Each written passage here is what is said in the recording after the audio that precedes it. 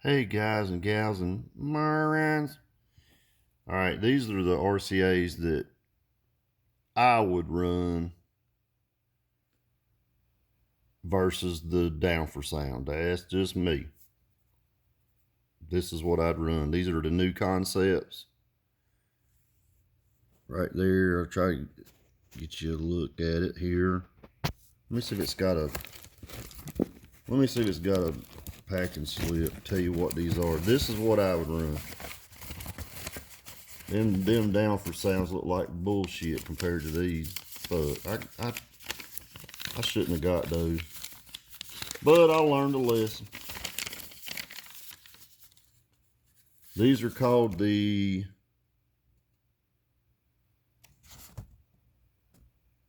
Crystal Cable 2-channel 6M twisted pair, 20 foot.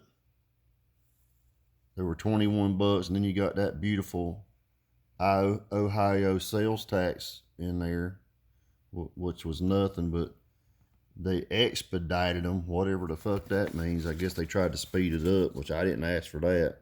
So $29.86. So these are 30 bucks. I would buy these over to Down for Sound all day long. Sorry, JP. Call it like I see it. These have been tested, and you can test them with continuity. I mean, that's one easy way to do it, and I've already done it, but I'll show you. Put your voltometer right there, where you got continuity is your little. So basically, gonna look like a little kind of like a speaker or like a cone shape. You see a little cone shape? That's continuity. Then you got ohms beside of it, but that's continuity right there. If you touch your two leads together, it should give you a beat. You can do this with a little coetes or cotweets, whatever these meters are. You touch the ends, the two ends together, that means you got connection, continuity between the two. 0.4 is usually what you get, something like that. That's what you want to read through here. 0.4. So you can check the outside. Let's just do the two together. This is going to be hard to do with one hand and filming at the same time, and I'm going to do my best. I'm going to take the outside of the red, See if I can get her to get beep, beep, beep. Take a reading. 0.4, perfect. You want to check the centers, which the ground's the outside. The center's going to be your, basically what would be your considered your positive. And I'm talking about on the tips of the RCAs. You got to just narrow all this shit down for everybody. Too damn stupid. So I'm putting these two together. This will be the red lead. I'm checking the center pins. Let's see what reading we get. If I can hold it on there long enough.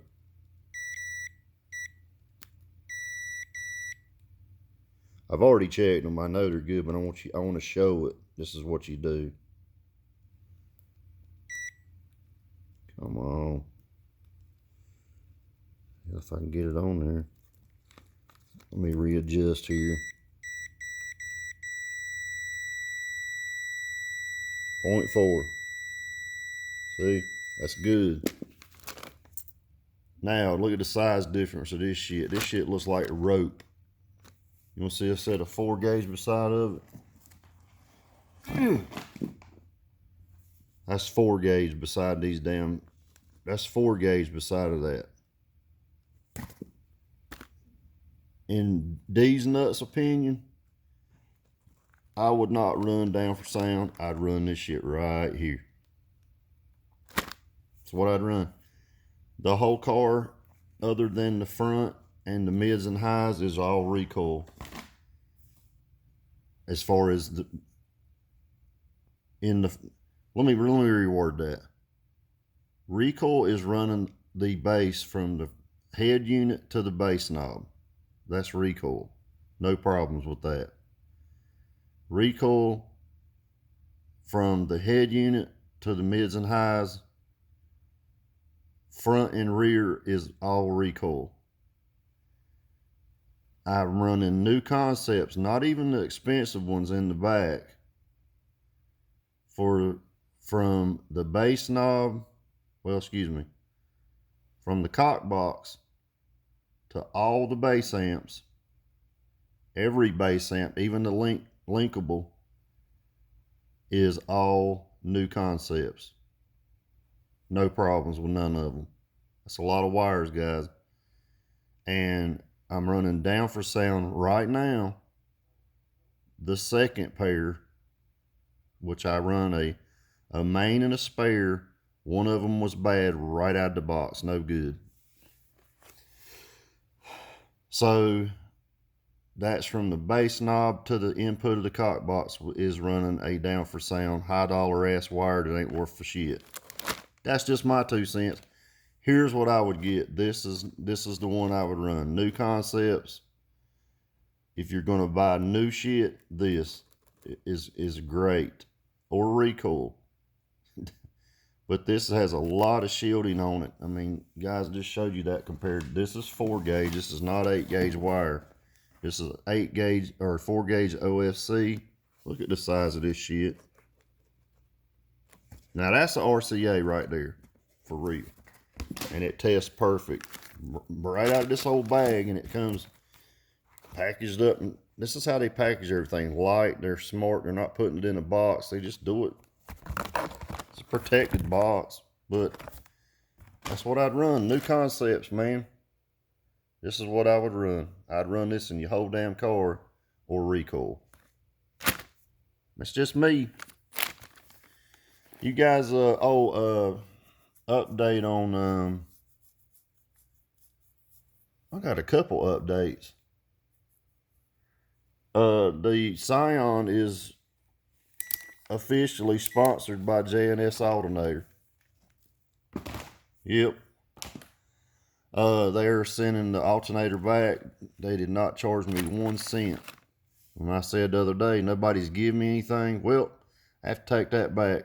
J&S went from internal regulation to external. They didn't charge me a penny. They didn't charge me nothing for the shipping or nothing. And that car is officially sponsored by J&S Alternator. So J&S Alternator is the first company to step it up. Like I told you guys, J&S has been excellent from day one. The first time I met them, excellent people to deal with. Turnarounds quick. I mean, they're going through a lot of stuff, guys, and I don't mean for repairs. I'm talking about they do a lot of business, okay? And then they got hit with all them floods and shit and storm damage like everybody else. So, they're in Greer, South Carolina. So, they answered the phone.